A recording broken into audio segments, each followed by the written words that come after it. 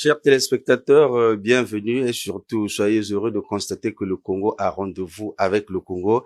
Les téléspectateurs ont rendez-vous avec un homme. Nous recevons solennellement et officiellement un personnage charismatique de l'armature politique de notre pays, ce microcosme qui du reste devient bouillonnant à l'approche de l'élection présidentielle 2026. L'homme en tant que tel est une entité administrative et surtout juridique de droit, parce que c'est une créature de Dieu.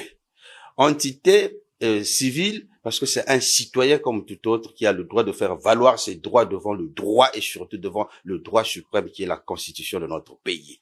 Mais c'est aussi un personnage. Pour les historiens, ils auraient parlé peut-être à l'image de notre réalité traditionnelle, parler d'un oiseau, et pas n'importe quel oiseau. Chez nous, on parlerait du Mokokumpele, celui qui annonce la bonne saison à travers la pluie, qui du reste est le symbole de la production. Serait-il le cas? On ne sait jamais.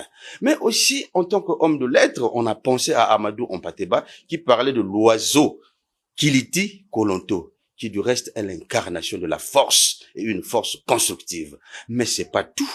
En tant que politicien, il devient un homme public, une personnalité. Et cette personnalité, pour les philosophes, serait peut-être l'oiseau Minerve, qui arrive lorsque tout a été scellé. Est-ce le cas? Il a su choisir son moment, on ne sait jamais. Mais aussi les hommes de lettres, toujours curieux, ont fait référence à ce traditionnaliste africain. Je reviens avec Amadou Ompateba dans l'étrange destin de Vangrin, lorsqu'il parle de Gongoloma Soke. Oui, l'homme que nous recevons, serait-il le dieu des contraires? On ne sait jamais. On l'attend pendant qu'il disparaît. Il réapparaît pendant qu'on lui attend le moins. Telle est la réalité de l'homme qui est placé en face de nous, que nous découvrons ensemble. On parle de Mavungu Zinga Mabio. Et d'autres pensent que Mabio Zinga Mavungu serait meilleur. Cet homme charismatique à qui nous disons bonjour, bonsoir, cher président. Bonjour, bonsoir, monsieur le journaliste. Nous n'avons pas eu les mots nécessaires pour décrire l'homme qui est en face de nous, mais nous avons l'obligation d'atterrir à l'image de tout citoyen pour revenir chez vous les pieds sur terre et demander qui êtes-vous exactement? Mabio Mavungu Zinga, tout simplement. Et lorsqu'on parle de Mabio Zinga Mabio, vous voyez bien que nous, on a du mal à lire. Vous dites Mabio Zinga Mavungu ou Mavungu Zinga Mabio. Mavungu Zinga, parce que c'est le nom composé. Très bien. Et Mabio, parce que c'est le prénom. Or, comme c'est le prénom, il faut donc le placer avant le nom. Donc, c'est Mabio Mavungu Zinga. Très bien. Alors, Président, nous avons pris soin dans le préambule de parler du rendez-vous que nous avons avec l'histoire. Mais l'histoire du Congo, c'est aussi vous en tant que tel. Avions-nous le droit d'accéder aux racines historiques de votre vie? Si oui, en quelques mots, qui êtes-vous dans votre passé avant d'être celui qui est en face de nous? Ah ben, très bien. De ma vie professionnelle, inspecteur principal des douanes, pendant 30 ans, pardon, j'ai servi dans cette administration pratiquement à tous les postes de responsabilité. Et j'ai fait valoir mes droits à la retraite il y a 10 ans de cela. Et sur le terrain politique, qui est l'homme placé en face de nous? L'homme placé en face de vous, c'est le président du parti politique Alliance, tout simplement. Mais on vous a longtemps connu sous le veston historique du RDPS. Qu'est-ce qu'il en est, président? J'étais membre du RDPS comme beaucoup d'autres d'ailleurs, mais pour des raisons politiques, tout simplement, j'ai décidé de créer un parti politique en 2020 qui s'appelle Alliance. Alliance. Et à ce jour, quelles sont les aspirations du président de l'Alliance? Ce ne sont pas les aspirations du président de l'Alliance qui comptent, ce sont les aspirations de l'Alliance en tant que parti politique. Puisque on crée un parti politique pour la conquête et la gestion pacifique du pouvoir, ce sont là les dispositions de l'article 57 de la Constitution. Donc, nous pensons que les objectifs de l'Alliance sont connus, c'est aller à la conquête et à la gestion pacifique du pouvoir. Et si nous parlons en ce moment-là de ce rendez-vous historique, officiellement, le président est-il oui ou non candidat à l'élection présidentielle 2026? Il faut dire que je suis plutôt candidat depuis qu'on a créé le parti politique, puisque je vous ai donné l'objectif de tout parti politique. Bien évidemment, entre-temps, il y a eu peut-être des événements qui ont fait de telle sorte que nous puissions parfois nous permettre une certaine pause pour réfléchir, pour analyser, pour voir. Mais aujourd'hui, je crois qu'on peut dire que nous sommes prêts pour aller à l'élection présidentielle de 2026 et nous sommes prêts pour aller jusqu'au bout. Depuis toujours, vous n'avez jamais été prêt, apparemment. Pourquoi? Mais parce que on ne vous avait jamais entendu parler à haute voix et se présenter normalement et officiellement, Monsieur le Président. Non. Si vous êtes candidat naturel depuis la création du parti, ça fait un bon bout de temps que le parti existe. Bien sûr que oui, puisque en 2021, au moment où nous voulions aller à l'élection, nous nous sommes rendus compte qu'il y avait des amis qui étaient avec nous et qui s'y préparaient depuis fort longtemps. Le parti aussi était très jeune encore, puisque nous venions de créer le parti en 2020. Nous n'avions pas les ressources nécessaires en 2021 pour aller à l'élection. Et nous avons donc prêté main forte aux amis qui étaient là, puisque j'étais moi-même directeur national de campagne de Kombi Salissa, puisque moi-même j'ai prêté le gîte au général Jean-Marie Michel Mokoko quand il est venu à Pointe-Noire. C'est ici qu'il a dormi et qu'on a tout fait. Donc bref, maintenant nous pensons que c'est le moment où il faut partir. Ah, mais nous avons l'impression que vous incarnez Gongoloma Souké, le dieu du contraire. Vous avancez, dès que vous arrivez là où il y a le Rubicon, incapable de traverser. Qu'est-ce qui se passe, Président? Peut-être n'avez-vous pas bien lu Amadou Ampateba, parce qu'il faut aller jusqu'au bout. Ce qui m'intéresse, c'est de vous rappeler tout simplement que la vie est bâtie de trames. Hein? C'est comme un train, c'est comme un tramway. Et il y a des moments où vous continuez votre vie, il y en a qui montent dans votre vie, il y en a qui descendent. Il y en a qui avancent, l'objectif c'est d'arriver jusqu'au bout. Tiens, je vais vous prendre un exemple. Alors que nous étions ici réunis avec mes collaborateurs en train de réfléchir, on a vu venir un monsieur avec un enfant de 16 ans. Et cet enfant avait un œil poché. Pourquoi? Parce que lorsque nous avons tenu ce discours, ce fameux discours du rond-point Lumumba, eh bien, l'enfant a eu quelques éclats, je sais pas, de grenades et tout, et il a eu un œil poché. Et le père est venu me voir pour me dire, Monsieur Mabieu, je ne viens pas chercher votre argent, mais je viens vous montrer mon fils, l'unique que j'ai. Il a 16 ans. Son œil vient d'être poché, et je voudrais que vous ne changez pas. Demeurez l'homme que vous êtes. Soyez la locomotive, parce que les wagons sont nombreux et nous sommes là. Ah, je tiens donc à demeurer cette locomotive-là. C'est à la fois une responsabilité historique et un engagement attendu par tout le monde, si je comprends bien. Avant qu'il ne soit attendu par tout le monde, c'est d'abord un engagement personnel. Parce que il faut vouloir y aller pour y aller. Et moi, je m'en tiens à cela. Ça fait bien longtemps que je pensais à ça. Chaque fois que j'allais au boulot et que je revenais, je me disais, le jour où je serai à la retraite, il faut que j'ai un beau bureau pour ne pas que je pense au bureau de l'État. C'est pour ça que vous êtes dans de bonnes conditions aujourd'hui. Et donc, quand je dors, je me lève, je pense aussi à être président de la République. Tout homme a droit au rêve, à l'image de Martin Luther King à travers son I Have a Dream. Et pourtant, 2016-2022, la porte était ouverte. Vous avez pensé que les conditions n'étaient pas réunies. Parce qu'il valait mieux soutenir ceux qui étaient plus aguerris à ce moment-là. C'est le cas de Kombi, c'est le cas de Mokoko, c'était aussi le cas de bien d'autres. Et donc, aujourd'hui, vous pensez que les conditions sont réunies et en vous présentant, il n'y a pas d'astuce, actus et certainement du dit et du non dit, Monsieur le Président. Le Congo reste le Congo. Oui, c'est tout simplement parce que à un moment donné, nous avons tenu un congrès, le congrès du parti. Le congrès du parti a consacré Monsieur Mabio comme étant notre candidat à l'élection présidentielle. Et puisque je mène cette barque-là, vous pensez que je devrais me départir de cela? On ne pense pas. Non, je ne pense pas. Et nous sommes là, on va y aller. Ne cherchez même pas à tourner autour du pot. Dites-moi qu'est-ce qui vous intéresse et je vais vous le dire. Bon, les conditions de l'élection présidentielle en tant que telles, pensez-vous qu'elles sont réunies? Elles n'ont jamais été réunies dans ce pays, sauf en 1992. Sauf en 1992. Parce que là, on sortait de la conférence nationale souveraine. Beaucoup de dispositions avaient été prises. Mais après, et peut-être que c'était la seule élection digne de ce nom. Mais après tout ce qui s'est passé, non. Pourtant, Mokoko a gagné cette élection avec le dispositif juridique actuel. Pourtant, Kolelas Bernard a gagné l'élection avec le dispositif législatif actuel. Pourquoi il n'en serait pas, pourquoi ce ne serait pas la même chose aujourd'hui pour moi? Ah, donc, si je comprends bien, vous pouvez aussi gagner et subir ce que les autres ont subi en amont. Ce n'est pas ce que j'ai dit. Ah, d'accord. Je parle de la victoire. C'est cela qui m'intéresse. Ok, le plus historique, c'est remporter la victoire. Et l'histoire retiendra qu'en ce moment-là, participa et obtint la majorité pour être président de la République, mais certainement que les accros. C'est pas ça le plus important. Nous allons au combat. De quel côté êtes-vous, Monsieur le Président? l'opposition, la mouvance? Nous, on veut vraiment être édifié à 100%.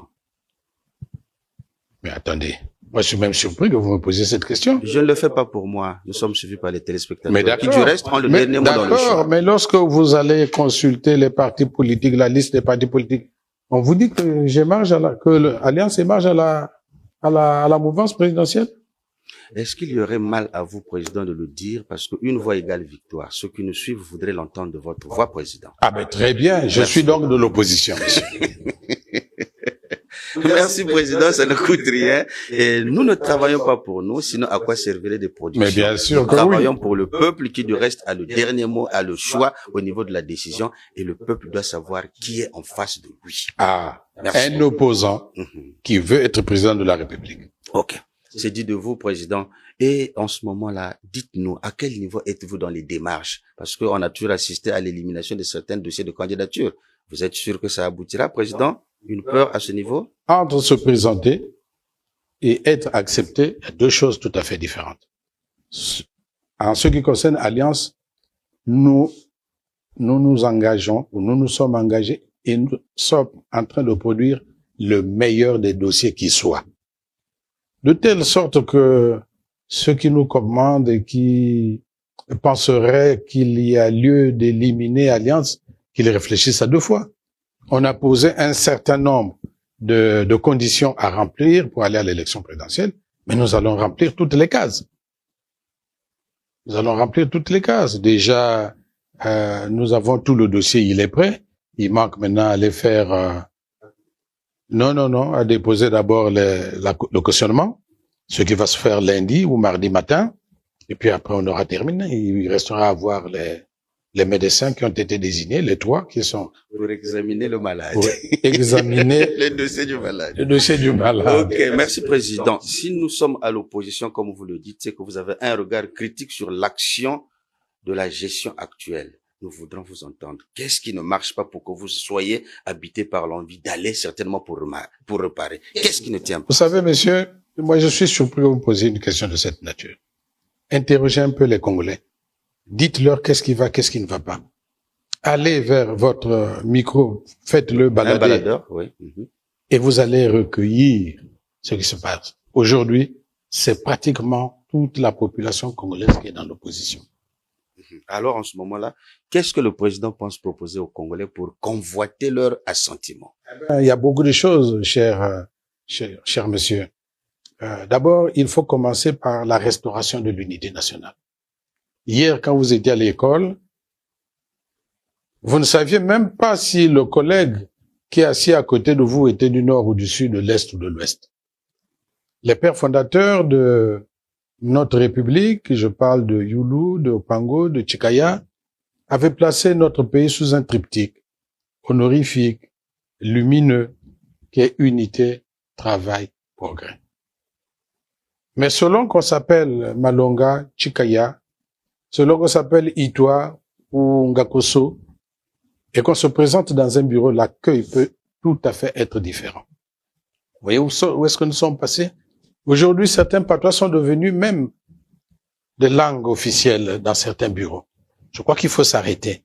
Parce que là, nous avons saboté carrément l'unité nationale sans laquelle rien ne peut se faire. Et comme le pays est devenu un pays producteur de chômeurs, il n'y a pas de travail, naturellement, vous le savez. Quand il n'y a pas d'unité, quand il n'y a pas de travail, mais il ne peut pas y avoir de progrès. C'est pour ça que nous nous disons que l'objectif pour nous d'abord, c'est la restauration de l'unité nationale. Première des choses à faire. Deuxième chose à faire, et c'est le premier acte politique que je poserai, si les Congolais nous font confiance. Le premier acte politique, c'est de prendre un décret portant élargissement du général Jean-Marie Michel Mokoko et du ministre André Okombi Salissa, et bien d'autres encore peut-être qui traînent dans nos prisons. Mais nous allons ouvrir les frontières pour que tous ceux de la diaspora qui souffrent sous le froid en Europe, qu'ils rentrent tranquillement dans leur pays natal et que nous fassions cette unité enfin pour redémarrer sur des bases nouvelles pour sauver le Congo. Parce que la base programmatique de notre République, unité, travail, progrès, a été sapée, mais à dessein. Alors, il faut qu'on s'arrête. Alors, vous allez me dire, oui, d'accord, monsieur, vous dites tout ça. Et puis quoi encore? Quoi? Et puis quoi encore? Et puis quoi encore, cher monsieur? Eh bien, c'est que nous nous engageons à dire que tout de suite après, il faudrait qu'il y ait ce qu'on appelle les états généraux, mais par secteur ministériel. Parce que dans ces ministères-là, on trouve des hommes et femmes compétents. Dans ces ministères-là, et j'allais dire aussi, même dans la diaspora, on trouve des hauts cadres congolais qui sont en souffrance. Pourquoi ne pas se mettre ensemble pour que chaque ministère essaie de nous donner un tableau de bord que nous allons suivre, qui nous servira pour guider le bateau Congo en sorte de gouvernail. Mais voyez-vous, le politique, il commande. Le technicien, il met la musique. C'est pour ça que, comme première grande œuvre pour nous à faire, il y a d'abord l'énergie.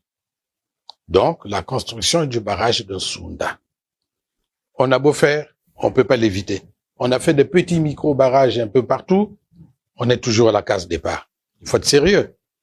Parce que quand on aura construit Sounda, on pourra avoir ce qu'on appelle l'autosuffisance énergétique, et puis on peut même vendre à l'extérieur. Aucun pays ne s'est développé sans énergie. Je ne sais pas pourquoi ceux qui sont au pouvoir ne voient pas ça. Peut-être que c'est fait exprès, mais à quoi ça sert d'aller faire des grandes messes un peu partout si on n'est pas capable de construire le barrage de Sounda? C'est la première des choses à faire. Mais il y a aussi le chemin de fer qui est la colonne vertébrale de notre économie, qui était la colonne vertébrale de notre économie. Il faut donc réhabiliter, rénover le chemin de fer, mais tout en construisant son pendant septentrional.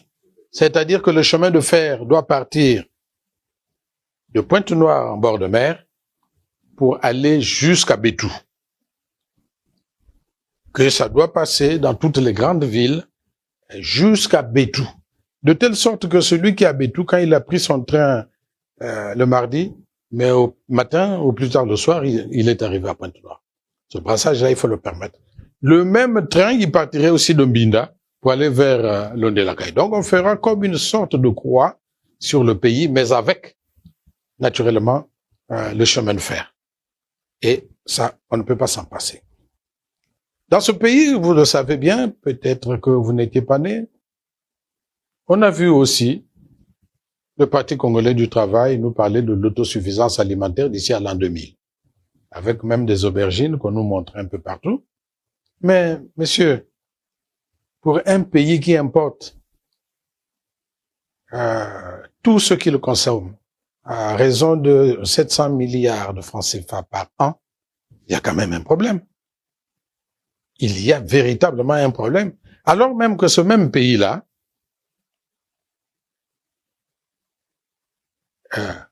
9 mois sur 12, il pleut et la végétation est luxuriante.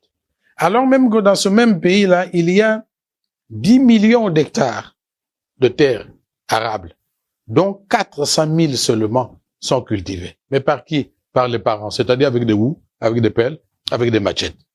Bon, est-ce que vous pensez que nous sommes normaux?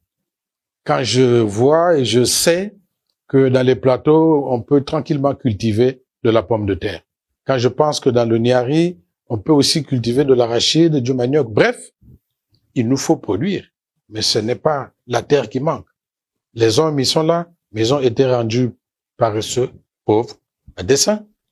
Il faut donc remettre tout le Congo au travail. Mais, chers messieurs, qu'est-ce que je veux vous dire d'autre encore? Quand j'aurais parlé de la santé, vous le savez très bien que nos hôpitaux ne sont que de mouroirs. Je ne vais pas revenir sur ça. Mais autant nous allons diviser le pays en 7 zones de sécurité alimentaire, autant on va le couper aussi en 7 régions sanitaires parce que nous mettrons toutes les structures nécessaires dans tous les grands centres de santé et même dans les autres hôpitaux que nous aurons à construire. Enfin, je vous parle juste des grandes lignes, mais le reste sera fait par les techniciens. Et je crois qu'à partir de ce moment-là, même ceux qui sont dans l'opposition seront obligés de nous suivre. Tout à fait. On a eu l'impression d'être devant l'autopsie réaliste de la situation actuelle du Congo. Nous sommes bien placés, peut-être pas pour le constater, mais le peuple le constate aisément. Mais dans la faisabilité, auriez-vous les moyens pour réaliser? Ah, ben vous avez raison, monsieur. Ce ne sont pas les moyens qui nous manquent. Ce qui nous manque, c'est la capacité intellectuelle, la compétence pour utiliser au moins ce que nous avons. Ce n'est pas l'argent qui manque au Congo, mais c'est l'usage qu'on a fait. C'est l'utilisation qu'on en fait. Voyez-vous, vous vous souvenez qu'un jour, le président de la République nous a dit que là où on a besoin de 6 milliards pour payer les bourses des étudiants, on en sortait 9 milliards, c'est-à-dire 3 milliards de plus. Il faut savoir où ça va. Vous savez aussi que dans ce pays, alors même que la douane peut vous produire jusqu'à 1000 milliards peut-être de francs CFA de recettes, eh ben c'est à peine peut-être le 5e qui est produit. Pourquoi? Mais parce que le reste est remplacé par des exonérations. Il faut supprimer toutes les exonérations qui ne sont pas réglementaires. Donc, il y a autant de niches fiscales. Aujourd'hui, l'argent qui traîne dans les poches des particuliers est peut-être même plus important que ce qui rentre au trésor public. Et même quand ça rentre au trésor public, qu'est-ce qu'on a fait? Comment ça sort? Où est-ce que ça va? Autant de questions qu'on peut se poser. Je me souviens de quelqu'un qui disait que un chef doit être exemplaire. Je montrerai l'exemple alors. Ok. Nous avons besoin de quelqu'un qui montrera l'exemple. Et pendant longtemps, on a toujours pensé que vous incarnez cette locomotive qui avait été pointée par l'historicité, à savoir l'intermédiaire parental de ce papa qui disait « Vous êtes la locomotive, on vous suivra ». Le message fondamental que vous adressez au peuple congolais, certainement qui est dans le désespoir. Je dis aux Congolais que nous avons la chance d'avoir encore peut-être les mains propres par rapport à d'autres. Je dis aux Congolais que le seul moment où le peuple est véritablement souverain, c'est au cours d'une élection. Parce qu'à ce moment-là, chaque Congolais a ce qu'on appelle l'arme fatale, c'est-à-dire la carte d'électeur. Et si chaque Congolais a sa carte d'électeur, je demande aux Congolais qui iront voter d'infliger un vote sanction au Parti congolais du travail. Parce que c'est le Parti congolais du travail qui est le cancer même de la société congolaise. Alors il nous faut sortir de là. Pour être guéri de ce cancer-là, il ne faut plus que le PCT revienne au pouvoir. Et donc, c'est le vote sanction, mais il faut aller voter.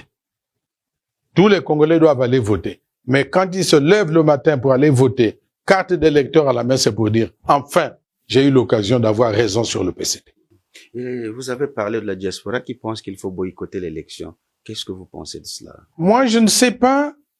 Je n'ai pas dans l'ADN politique de notre parti Alliance une autre méthode pour arriver au pouvoir.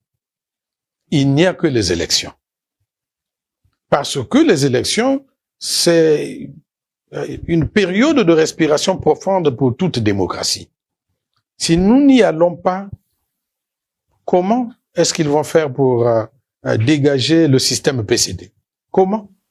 Peut-être que vous avez une formule magique. Une formule magique, mais moi je me dis, c'est par les élections. Parce que vous savez, quand on arrive à une élection, si vous n'avez pas participé à l'élection, c'est ce que dit la loi, vous ne pouvez pas contester les résultats. Tout à fait. Donc pour les contester, il faut d'abord partir.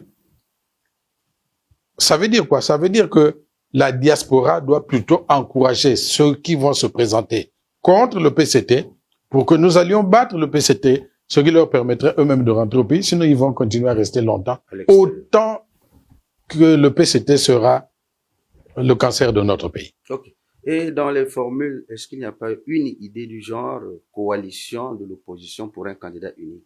Permettez que nous allions dans les profondeurs de vos entrailles, nous en avons besoin. Il n'y a pas une idée du genre, pour mieux terrasser l'éléphant, il faut peut-être se constituer en force unique au lieu de disperser les voix? Pendant longtemps, nous nous sommes engagés à aller dans ce sens-là. Mais les égos des uns et des autres, moi-même compris, sont tellement forts que nous n'arrivions pas à nous mettre ensemble. Et nous nous disons que si c'est tous pour le Congo pour tous, ça veut dire qu'il faut participer à cette élection. Et une fois qu'on a participé à l'élection, nous saurons qui a gagné. Mais même si les autres trichent, il y a au moins ce qu'on appelle la clameur publique. La clameur publique, messieurs. Cette force invisible qui ronge même les plus puissants.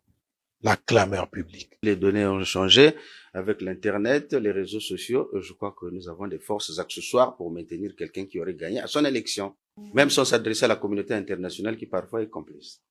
Pas parfois, et souvent complice, parce qu'il s'agit là des marchés. Cette communauté internationale n'a que ses intérêts à défendre. Et donc, il est normal que